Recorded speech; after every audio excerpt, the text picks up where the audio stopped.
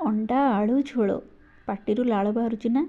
अंडा आलू झोल बनाइबा पई प्रथमे आमे किछि अंडा को भाजिकी नहीं जिबा। सेम कड़े आउ किछि तेल गरम करके कटा पियाज को पकई गरम तेल रे भल भाव रे भाजिबा।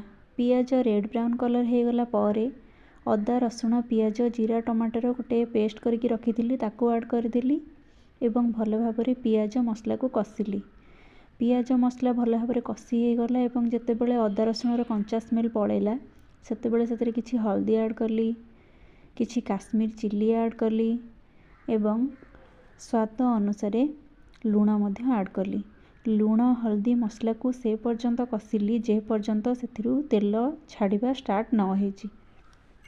जेतेबेले मसलाटा भल भाव रे कषि हेकि सेथिरु तेल छाड़िबा आरंभ कला आलू सिझा एवं अंडा सिझा को पकई भल भाव रे भाजिदेली कषिदेली एवं ढक्कन देदेली किछि समय भलरे आउ टिके कषि हबा पई। ढक्कन खोलिकी किछि समय पर देखिली जेतेबेले अंडा आलू भलरे कषि हो जाइतिला सेतेबेले आवश्यक अनुसार पानी दे किछि समय फुटिबा पई छाड़िदेली एवं तापरे सेतिरे ढक्कन देदेली। ढक्कन खोलिकी 10 मिनिट पर देखिली तरकारी पूरा कलरफुल होगी रेडी हो जाइतिला। फाइनाली किछि गरम मसला और धनिया पत्र पकई रेडी करदेली अंडा आलू झोल। काहाकू एमती तरकारी भल लागे निहाती जणेबे।